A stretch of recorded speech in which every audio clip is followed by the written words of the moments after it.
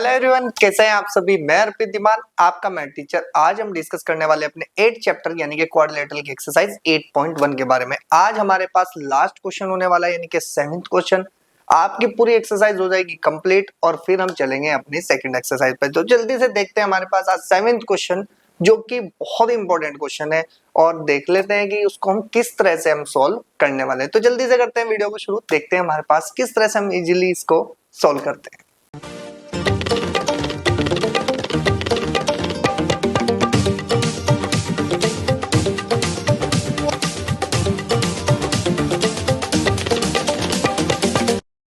तो चलिए स्टार्ट करते हैं अपने 7th क्वेश्चन को। 7th क्वेश्चन क्या कहता है भाई, सबसे पहले हम स्टेटमेंट पढ़ेंगे, फिर डायग्राम को देखेंगे और उसके बेसिस पर हम अपने आंसर की साइड चलेंगे। सबसे पहले स्टेटमेंट पढ़ते हैं रिलैक्स होकर। उसने कहा है कि ABCD is a trapezium in which AB parallel to CD। ध्यान से रखना है, जो चीज वो गिवन देता है हमें उसका यूज आगे भी करना है। AB पैरेलल टू CD है एंड AD इक्वल्स टू कितना है, मेरे पास BC है। तो अगर AD इक्वल्स टू BC है तो क्या मैं कह सकता हूँ कि AD की वैल्यू BC के इक्वल्स है। तो जिस दिन आपके पास ट्राइपेजियम में दोनों नॉन पैरेलल साइड इक्वल हो जाती है तो उसको बोला जाता है आइसोसेलेस ट्राइपेजियम। क्लियर हुई? आपको डायग्राम में दिखा दिया गया है। आगे उसने कहा कि शो डेट, आपको शो करके दिखाना है angle A equals to angle B, angle C equals to angle D। ABC जो ट्रायंगल है वो कॉन्ग्रुएंट होना चाहिए किसके, ट्रायंगल BAD के, और डायगोनल AC इक्वल्स टू किसके हो जाएगा, BD के हो जाएगा। देखो आइसोसेलेस ट्राइपेजियम है तो इसका मतलब डायगोनल तो इक्वल होंगे ही होंगे। लेकिन जैसे ही हम इसको करेंगे तो AD AC इक्वल्स टू कितना हो जाएगा, BD हो जाएगा। तो हमारे पास यहाँ तक हमें करना है, आगे तो CPCT से हमारा सॉल्व हो जाएगा। अब हमें सॉल्यूशन कैसे लाना है, सबसे पहले हमें बात करनी है angle A equals to angle B की। अगर एंगल A की बात करी जाए तो ये वाला एंगल, और एंगल B की बात करी जाए तो ये वाला एंगल, दोनों को इक्वल दिखाना है। अब इसको इक्वल दिखाने के लिए आप सबसे पहले हमें सिर्फ छोटी सी बात पे ध्यान रखना है। सबसे पहले फर्स्ट पार्ट को सॉल्व करते हैं। हम यहां से लिखेंगे कि इन क्वाड्रिलेटरल AB, कितना भैया आपके पास AB है, या AB नहीं लेते हम इसको लेते हैं कितना भैया आपके पास AECD, AECD वी हैव। अब थोड़ा ध्यान से सुनना है, आपको क्या क्या उसने गिवन दिया है, किस तरह से हमें अरेंज करके चलना है। हमने क्या किया कि भाई देखो, सबसे पहले तो AD को हमने पैरेलल लिया किसके, EC के। तो यहां से अगर देखा जाए तो क्या मैं ये बात बोल सकता हूं कि अगर AB यानी कि ये लाइन अगर इसके पैरेलल है तो ये पूरी लाइन भी इसके पैरेलल होगी। तो कंफर्म है भाई, पैरेलल प्रोड्यूस ही तो किया था हमने। क्या हम ये बोल सकते हैं कि मेरे पास रहेगा कितना भाई आपके पास, कि AE पैरेलल टू किसके रहेगा भैया आपके पास, BC के। एंड अगर मैं बात करूं कि AD पैरेलल टू किसके रहेगा भैया आपके पास, EC के। ठीक है ना। तो हम यहां से बोलेंगे कि देयरफॉर ABC नहीं,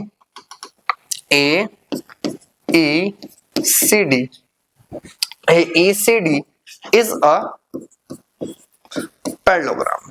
इतनी बात आपको समझ में आई। अगर ये दोनों साइड है आपकी, पेयर ऑफ साइड्स अगर पैरेलल हो जाते, पैरेलल होंगी, तो इसका मतलब ये पैरेललोग्राम क्या रहेगा। और अगर ये पैरेललोग्राम आ गया तो हम यहाँ से क्या करेंगे, ध्यान से सुनो। अब हमारे पास अगर ये पैरेललोग्राम है तो हम यहाँ से लिखेंगे कि हेयर, अब यहाँ से शुरुआत होती है, ध्यान रखना क्वेश्चन को कैसे आपको लेना है, किस तरह से आपको अरेंज करके चलना है। हेयर कि आपके पास एक चीज गिवन है, वो क्या है भाई आपके पास, कि AD इक्वल्स टू में कितना है भाई आपके पास, BC है। इक्वेशन नंबर 1 मान लो। एंड हमारे पास अगर ध्यान से देखो AD इक्वल्स टू AB है, तो इसका मतलब AD इक्वल्स टू कितना हो जाएगा भाई आपके पास, कितना मिलेगा, कि AD इक्वल्स टू कितना मिल जाएगा आपके पास, EC। अब ये कहां से आई भाई आपके पास, ये बोलेंगे हम कि साइड्स ऑफ पैरेललोग्राम। ठीक है ना, इसको इक्वेशन नंबर 2 मान लो। क्लियर हुई बात मेरी। अब ध्यान से देखा जाए कि यहां से अगर मैं लिखूं कि from equation number first and second we get, अगर देखा जाए तो AD इसके इक्वल है, AD इसके इक्वल है, तो यहां से क्या कंक्लूजन निकल सकता है कि भाई BC इक्वल्स टू कितना हो जाएगा भाई मेरे पास, EC हो जाएगा। अगर BC इक्वल्स टू कितना हो जाएगा मेरे पास, EC हो जाएगा, तो यहाँ से एक छोटी सी इंफॉर्मेशन, यानी कि हमारे पास ये तीनों साइडें आपस में इक्वल हुई। और आपको पता है कि अगर मैं यहाँ पर छोटी सी बात लिखूं कि in triangle B C E, कितना आपके पास B C E, we have, अगर मैं यहां से छोटी सी बात बोलूं कि मेरे पास क्या है भाई आपके पास कि BC इक्वल्स टू कितना है जी मेरे पास EC है, तो देयरफॉर क्या मैं ये बात बोल सकता हूं अगर मैं इस एंगल को थोड़ी देर के लिए x मान लूं और इस एंगल को मैं y मान लूं, तो क्या मेरे पास ये आ सकता है कि एंगल x इक्वल्स टू में एंगल y, ये सिंपल है ऐसे, ठीक है। Angle x equals to angle y क्या लिखेंगे कि angle opposite to equal sides. भाई अगर मेरे पास साइड इक्वल है तो ये एंगल भी इक्वल हो जाएंगे। अब इसी को ही क्या मान लो भाई, इक्वेशन नंबर 3 मान लो। क्लियर हो गई बात? ध्यान रखना है आपको, हर एक पर्टिकुलर को लेके चलना है, फिर उसके बाद आपको अरेंजमेंट अपने हिसाब से ही अरेंज करते जाना है। ये कोई आपने कोई इसमें यहाँ पे रटना नहीं है, ये आपको जैसे डायग्राम बताता जाएगा, जैसे कंडीशन बताती जाएगा, आपको वैसे वैसे करते जाना है। अब इसके बाद ध्यान से सुनो, अगर मेरे पास ये दोनों एंगल आपस में इक्वल है तो मैं यहां से लिख सकता हूं कितना कि वी नो डेट। अब ध्यान से सुनना, अगर ये angle B plus angle X की बात करी जाए कि एंगल बी प्लस के एंगल एक्स इक्वल टू में कितना होगा भाई मेरे पास 180 डिग्री, ठीक है ना। और इसको क्या लिख सकते हैं कि बाय लीनियर पेयर। क्लियर हुई बात? अब अगर ये लीनियर पेयर से हुआ तो इसको इक्वेशन नंबर 4 मान लो। क्लियर हो गई बात? कितना हो गया भाई आपके पास, इक्वेशन नंबर 4 हो गई। हम यहां से लिखेंगे कि एंड अगर मैं बात करूं angle A plus angle Y, अब ध्यान से सुनो, ये दोनों क्या है भाई आपके पास पैरेललोग्राम के को इंटीरियर एंगल है और दोनों का ही सम कितना होगा आपके पास 180 डिग्री होगा। क्या मैं यहां से इसे लिख सकता हूं कि एंगल ए प्लस के एंगल y इक्वल टू में कितना हो जाएगा मेरे पास 180 डिग्री, और हमारे पास ये हो जाएगा आपके पास को इंटीरियर एंगल, ठीक है। ये इक्वेशन नंबर हो गई मेरे पास 5। मैंने इक्वेशन इसलिए नाम दिया क्योंकि मुझे जहां जहां जरूरत पड़ती रहेगी और वहीं पर हम इनका यूज करेंगे। अब ध्यान से देखो कि ये दोनों इक्वेशन यानी कि इक्वेशन नंबर 4 और इक्वेशन नंबर 5 दोनों के दोनों क्या है भाई आपके पास 180 के इक्वल है। क्या मैं यहां से ऐसे लिख सकता हूं कि from equation number 4th and 5th we get, अगर देखा जाए तो मेरे पास क्या होगा कि भाई दोनों 180 के इक्वल है, तो क्या मैं ऐसे लिख सकता हूं कि एंगल ए प्लस के एंगल वाई इक्वल्स टू में एंगल बी प्लस के एंगल्स एक्स। क्लियर? अभी हमने कहा कि इक्वेशन नंबर 3 में एक्स तो वाई के इक्वल है, तो क्या कर सकता हूं मैं एंगल ए प्लस के एंगल एक्स और इक्वल्स टू में एंगल बी प्लस के एंगल एक्स। अब एंगल एक्स से तो एंगल एक्स कट गया और एंगल एक्स से एंगल एक्स कटेगा, तो यहां से बोलेंगे एंगल ए इक्वल्स टू में एंगल बी। तो हमारे पास जो फर्स्ट पार्ट था वो तो हमने यहां से प्रूफ कर लिया। क्लियर हुई इतनी बात? आप इसको फटाफट से स्क्रीनशॉट ले क्योंकि हमें आगे भी चलना है, ठीक है। ले लिया। अब हमें ध्यान से देखना है क्या कि हमारे पास जितनी भी इक्वेशंस होंगी हम थोड़ा सा इसको अरेंज कर ले भाई, नहीं तो ठीक है ना, ये हमारे पास इस तरह से रहने वाला है, ठीक है। अब हमारे पास अगर हम बात करें, ठीक है जी, ये लो, ठीक है, ठीक है। अब हमारे पास ध्यान से देखो, सेकंड की बात करें, स्क्रीनशॉट आपने ले लिया। अगर मैं सेकंड की बात करता हूं, अब सेकंड में क्या होगा भैया आपके पास ध्यान से सुनना है। अब हमें इतना पता है कि मुझे क्या दिखाना है कि angle C equals to angle D क्या होना चाहिए। क्लियर हुई बात? अब आप ध्यान से सुनो, क्या मैं ये बोल सकता हूं कि भाई आपके पास कि we have angle A plus के एंगल डी इक्वल्स टू में कितना होगा भाई आपके पास 180 डिग्री बाय को इंटीरियर, ठीक है ना, एंगल्स।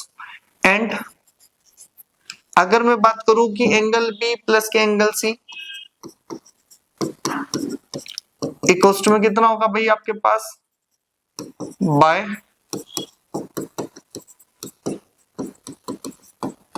को इंटीरियर एंगल। अगर इन दोनों की बात को देखा जाए तो क्या मैं ये लिख सकता हूँ भाई दोनों 180 इक्वल है, तो एंगल ए प्लस के एंगल डी इक्वल टू में एंगल बी और प्लस के एंगल सी। अभी आपने कहा था कि एंगल ए एंगल बी के इक्वल है, क्या मैं ए की पोजीशन पे बी लिख सकता हूँ? बिल्कुल लिख सकता हूँ। क्या मैं इसको ऐसे लिख लूं एंगल बी प्लस के एंगल डी और इक्वल टू में एंगल बी प्लस के एंगल सी। क्या मैं बी से बी कट कर दूं तो आपको यहां से क्या मिल जाएगा कि एंगल डी इक्वल टू में कितना हो गया एंगल सी। अब ध्यान से देखो मेरे पास सेकंड पार्ट भी मेरे पास क्या हो गया प्रूफ हो गया। भाई एंगल ए भी बी के इक्वल दिखाना था, एंगल सी बी के इक्वल दिखाना, तो हमने तो दोनों ही बात प्रूफ कर दी है। अब इसको थोड़ा सा हम अरेंज कर लेते हैं भाई, ठीक है ना। स्क्रीनशॉट लेते रहना भाई साथ साथ, नहीं तो दिक्कत होती रहेगी, ठीक है। ठीक है, हमारे पास क्या हुआ सेकंड पार्ट भी प्रूफ हो गया। अब हमारे पास क्या आता है थर्ड पार्ट। थर्ड पार्ट का मतलब ट्रायंगल्स को दिखाना। ये है जी मेरे पास थर्ड पार्ट। हम यहाँ से लिखेंगे कि इन ट्रायंगल कौन कौन सी है भाई आपके पास A B C and triangle B A D we है। अब ध्यान से सुनो कौन कौन से ट्रायंगल की बात कर रहा है, पहले तो उसकी बात कर लो। एबीसी, एबीसी को बनाने के लिए हमें इस डायगोनल का यूज करना पड़ेगा। एक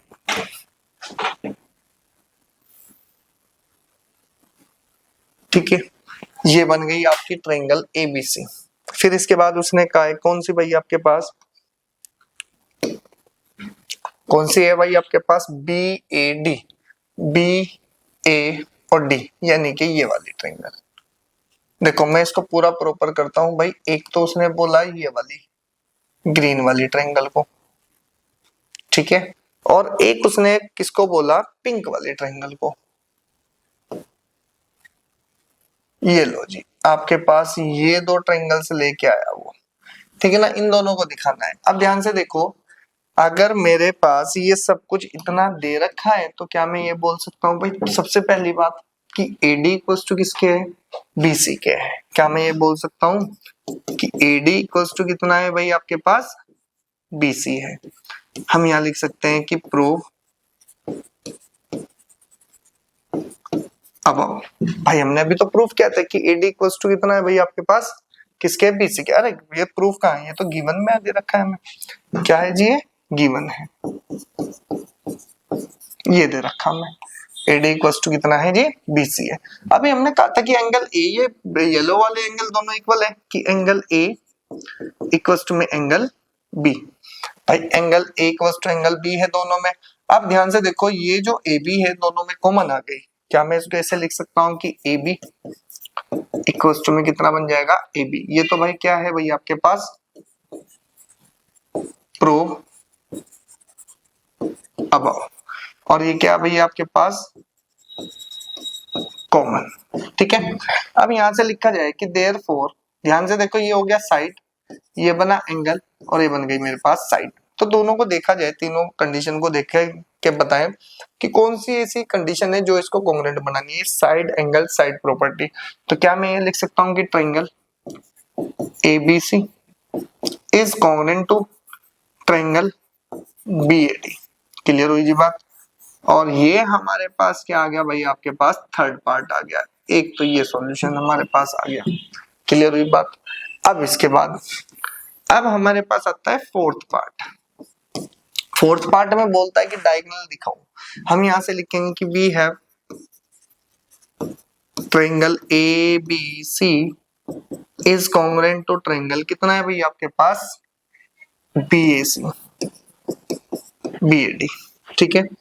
तो यहां से अगर देखा जाए तो मेरे पास क्या मैं बोल सकता हूँ कि AC क्या है एक डायगोनल है और BD क्या है मेरे पास दूसरा डायगोनल है। तो यहां से मैं बोल सकता हूँ कि AC इक्वल्स टू कितना हो जाएगा मेरे पास BD हो जाएगा। अगर ये चीज ध्यान से देखो तो AC इक्वल्स टू कितना है मेरे पास BD है और ये हो जाएगा बाय CPCT। अगर ये मेरे पास आया तो ये तो मेरे पास फोर्थ पार्ट था जिसको मुझे प्रूफ करना था। सिंपल सी लैंग्वेज में हमने पूरे के पूरे चारों पार्ट क्या कर दिए, इक्वल कर दिया। लेकिन ध्यान रखना है आपको कि ये नहीं घबराना है कि भाई इस क्वेश्चन को हमें करना कैसे है, क्योंकि लास्ट क्वेश्चन है बिल्कुल सिंपल तरीके से मैंने आपको बताया। हर एक पार्ट को आपको इसी तरह से ही अरेंज करके चलना है, ठीक है ना। कोई भी प्रॉब्लम हो, कोई भी दिक्कत हो, कमेंट में आप मुझे बता दो, मैं कोई और दूसरा मेथड लेके आऊंगा आपके लिए इसको प्रूफ करने के लिए, ठीक है। लेकिन ध्यान रखना है, आराम से रिलैक्स होकर आपको कंडीशंस को समझ के तभी इस क्वेश्चन को करना है। मिलेंगे नेक्स्ट वीडियो में, तब तक आप चैनल को सब्सक्राइब कर लो, वीडियो को लाइक कर दो और अपने दोस्तों के साथ जरूर शेयर करना। मिलेंगे नेक्स्ट वीडियो में।